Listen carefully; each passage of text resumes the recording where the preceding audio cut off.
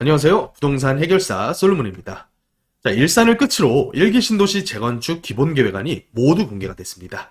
대부분은 200% 가까운 용적률로 현재 지어져 있는 그런 1기 신도시인 만큼 앞으로 얼만큼의 인센티브를 부여하는지에 따라서 사업성과 또 진행 속도가 판가름이 날 것으로 보여집니다. 자, 그런데 일산은 생각보다는 낮은 계획 용적률을 적용을 받게 됐어요. 현재가 169%가 평균인데 분당이나 나머지 신도시들은 대부분 300% 초반대 혹은 중반대까지 계획 용적률을 적용을 받은 데 반해서 일산 같은 경우는 아파트의 계획 용적률을 불과 300%로 제한을 했고요. 연립단지 같은 경우도 분당이 250%인데 반해서 일산은 170%밖에 허용을 못 받았습니다.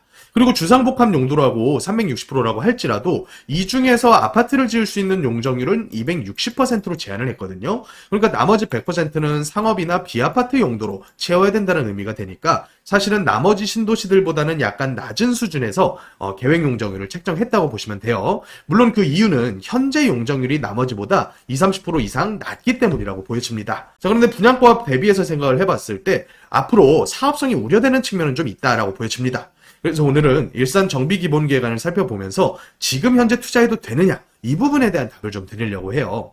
일단 정비기반시설 남아있는 용량 검토를 해봤더니 늘어날 수 있는 인구는 25%, 가구 수로는 26%가량이 예정이 되고요. 연립 같은 경우는 57%, 그리고 아파트는 45%, 복합시설은 29%가 증가할 것으로 보여집니다.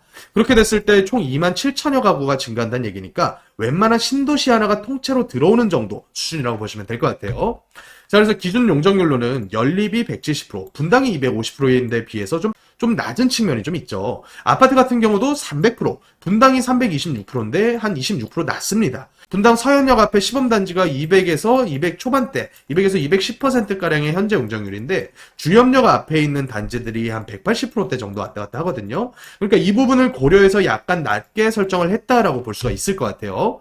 그래서 용적률 체계는 이런 식으로 현재 형성이 돼 있고 앞으로의 진행 과정을 한번 보면 예상으로는 2027년도부터 최초 이주를 시작할 계획으로 잡아놨고요. 최초 입주는 2030년 중순부터 입주를 하겠다. 이런 계획을 잡아놨어요. 그래서 언제까지 마무리를 할 계획이냐면 11년 차. 연도로는 2040년도까지 최종 입주를 완료하겠다라는 계획을 잡아놨는데 사실 이거는 굉장히 요원한 일이라고 보여지죠.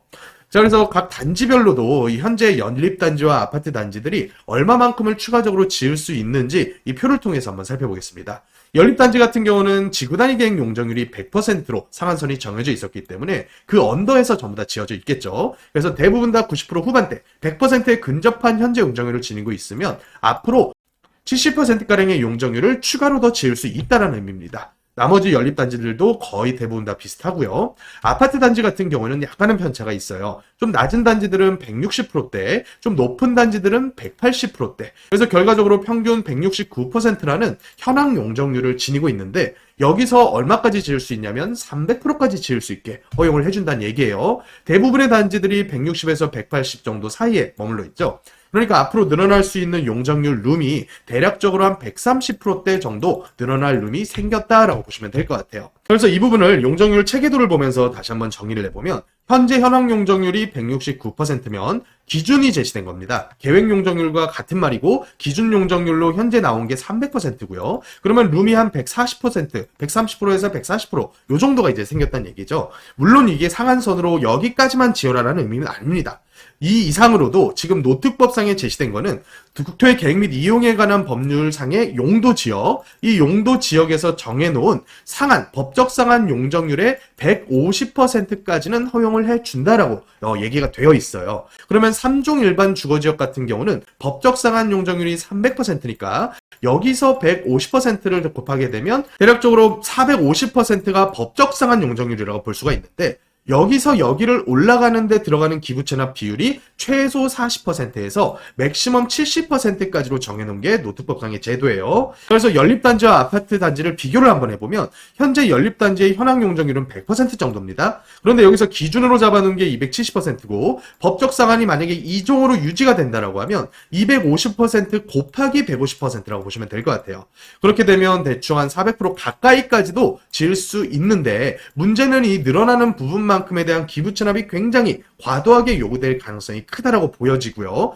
자, 그리고 정비 기반 시설 용량의 그 한도가 있기 때문에 무지막지하게 400%까지 끌어올려주는 거는 인허가가 안 나게 될 가능성이 굉장히 큽니다.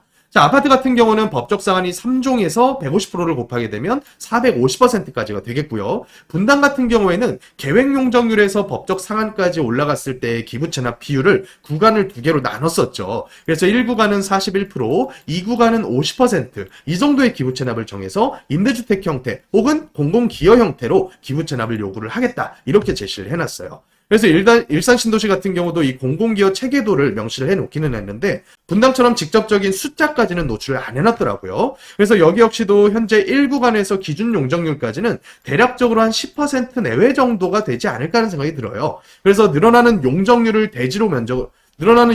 부분을 대지 면적으로 환산하게 됐을 때는 한 6%에서 7%의 대지 기분 체납이 있지 않을까라는 생각이 좀 들고요. 여기서 이제 아까 말한 상한까지 찾아 먹는 게 이 구간에 대한 기부 체납 비중이 되겠죠. 법에서는 40% 초과 70% 이하 요 정도 수준에서의 기부 체납을 요구하게 설정이 돼 있습니다. 그렇다 보니까 분당에서도 40% 초과니까 41%를 1구간에 대한 요 이상 여기 있는 1구간에 대한 기부 체납으로 명시를 했던 거겠죠.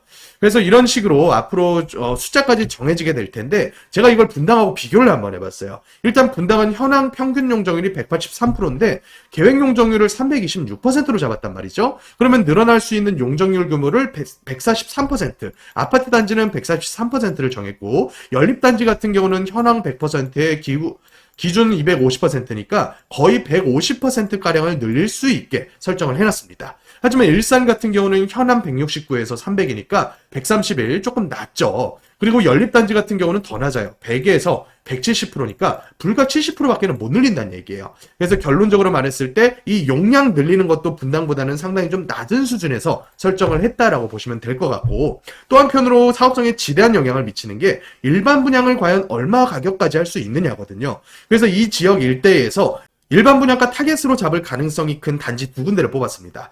분당 같은 경우는 동판교를 대상으로 잡을 가능성이 크겠죠. 그래서 판교역 앞에 있는 보뜰마을 8단지 현재 8사짜리 실거래가 21억이 넘게 찍혔어요. 그래서 21, 2억 정도가 현재 실거래가고 킨텍스의 킨텍스 원시티를 잡을 수가 있겠죠. 그래서 여기도 전용 8사 기준으로 했을 때는 실거래가 12억에서 13억대 정도 요 정도가 현재 수준이라고 보시면 될 것 같아요. 그래서 분양가 수준에서도 분당이 거의 2배 가까운 분양가를 뽑을 수 있을 것으로 기대되다 보니까 사업성 편차 이거 더 벌어지겠다 이런 생각이 들었고요. 그래서 이 부분을 가지고 제가 평소와는 좀 다른 분석 기법으로 개별 보유자 입장에서의 분담금 편차가 얼마나 날지를 한번 정리를 해봤어요. 일종의 원가법이라고 보시면 되겠고요. 일단 분당부터 보면 분당 시범 삼성 아파트 32평을 가지고 있는 분이 가지고 있는 대지 지분은 15.72평입니다. 자, 기부채납 해야겠죠. 아까 살펴본 기부채납 체계도 중에서 늘어나는 용적률의 10%를 대지 지분으로 변경해가지고 사용하게 됐을 때는 종전 대지 지분의 7%가 토지 기부채납으로 빠지게 됩니다. 그래서 이게 이제 1구간에서 빠지는 기부채납이라고 보시면 되겠고요. 그러면 사업에 기여하는 대지 지분은 기부채납 부분을 제외한 14.62평에 대한 지분, 이 부분이 이제 사업 기여분이라고 보시면 될 것 같아요. 그러면 326%로 8사짜리를 34평짜리 아파트를 신축되는 걸 받았다. 그러면 이 안에 있는 대지 지분이 10.43평 정도 계산이 되고요. 내가 기여한 14.62평에서 실제로 받게 되는 10.43평 대지 지분의 편차를 구하면 이게 뭐냐면 추가적으로 이사업장에 기여한 내 대지 지분이 될 것 같아요. 그러면 4평이 약간 넘는 기여분에다가 현재 거래되는 대지 지분 가격이 평당 1억 정도니까 나는 이 사업에 기여한 바가 4억 1,900만 원 정도를 추가적으로 기여했다라고 보시면 될 것 같아요. 자, 그럼 이걸 통해서 분담금 추산을 어떻게 할 수가 있냐면 34평을 짓는 데 들어가는 원가와 영가를 대충 한 평당 2, 300 정도 잡으면 될 것 같아요. 단순 도급공사비 뿐만 아니라 PF금리라던가 조합 운영비라던가 간접공사비 이런 부분을 다 포함했을 때 원가를 평당 한 1,300, 평당 한 1,200, 1,300 정도를 잡게 됐을 때 거의 내가 추가로 기여한 대지 지분에 대한 평가 금액과 상계할 수 있는 정도. 그러면 이거를 한마디로 표현하자면 분담금에 대한 이슈가 상당히 적을 수밖에는 없다. 이렇게 한마디로 표시를 할 수가 있을 것 같아요. 자, 근데 이 부분과 일산을 한번 비교해 보겠습니다. 일산 주염역 앞에 있는 뉴삼익 아파트 31평, 여기 역시 8사짜리고요. 대지 지분은 16.1평을 가지고 있어요. 그러면 300% 용적률 적용을 만약에 받게 되면 118%라는 늘어나는 용적률이 되겠고 그러면 이 부분의 10%를 대지로 환산을 하게 되면 종전 대지 지분의 6.5%가량을 대지 기부 체납을 하게 돼요. 그러면 사업에 기여하는 지분은 15.05평, 용적률 300%로 신축되는 아파트의 대지 지분은 11.33평.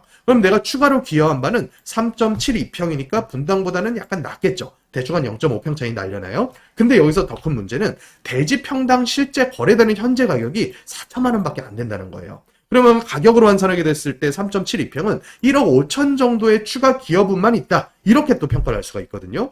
자, 그런데 공사비는 분당이나 일산이나 다 고만고만합니다. 자, 그럼 동일하게 연면적 평당 1200, 1300의 비용이 들어서 34평을 받았다. 그러면 분담금 이슈가 대략적으로 3억 내외 정도, 3억에서 3억 초과, 3억에서 4억까지도 발생할 수 있는 그런 정도 수준의 분담금이 계산이 되더라고요. 자, 그러면 결론적으로 분당에서 재건축하게 되면 분담금 없이 8사를 똑같이 받을 수가 있는데 일산에서 재건축하게 되면 분담금을 최소 3억 이상은 더 내야 아파트를 받을 수 있다는 계산이 나온다는 거예요. 그래서 이 부분을 한번 정의를 해보겠습니다. 현재 일산 신도시의 용적률이 분당보다는 20-30% 낮죠. 하지만 분당 간의 분양가 차이는 2배 이상 차이 납니다. 그래서 상계할 만큼 용적률을 인센티브를 더 줘야 되지만 그 부분을 지금 오히려 더 분당보다 적게 주다 보니까 이 상계가 안 되는 수준이다. 그리고 동일 평수를 가정하게 됐을 때 현실적으로 분당만 분담금이 없거나 적게 나온다. 나머지들은 사실 더 많이 나올 수도 있어요. 예를 들어서 뭐 삼본이라던가 중동 같은 지역들은 현재 용적률이 일산보다도 훨씬 더 세거든요. 그러니까 분담금 없는 재건축에 대한 시나리오는 분당만 오로지 가능하지 않을까 생각이 들어요. 그리고 만약에 신규 투자자 입장에서 추가 분담금이 단순 산술치로만 계산해도 3억 이상 나오게 된다면 지금 현재 일산의 8사 정도 되는 괜찮은 입지 가격대들이 7억 내외 정도 한단 말이죠. 그러면 분담금도 하면 10억이란 말이에요. 그러면 10억 주고 일산 들어가서 30평대 살 거냐? 제가 봤을 땐 안 산단 말이죠. 그래서 매매가, 현재 매매가의 분담금을 더한 수치가 인근의 신축 가격 이상이게 되면 차라리 신축 들어가는 게 훨씬 더 낫다는 얘기예요. 지금 7억 주고 분담금 3억 이상 들어가면 10억 이상인데 옆에 있는 킨텍스 12억 주고 들어가는 게 훨씬 더 속편하다는 얘기거든요. 그래서 결론적으로는 신규 투자자로서 접근할 만한 매력은 크지 않겠다라고 결론을 내릴 수가 있을 것 같습니다. 자, 이런 식으로 앞으로 발생하게 될 정비사업 관련된 이슈 제가 매일매일 정리해서 영상으로 전달을 해드릴 테니까 구독, 좋아요 해주시고 주기적으로 찾아주시면 투자하는 데 있어서 상당히 큰 도움이 되리라고 생각이 듭니다. 자, 지금까지 부동산 해결사 솔로몬이었습니다.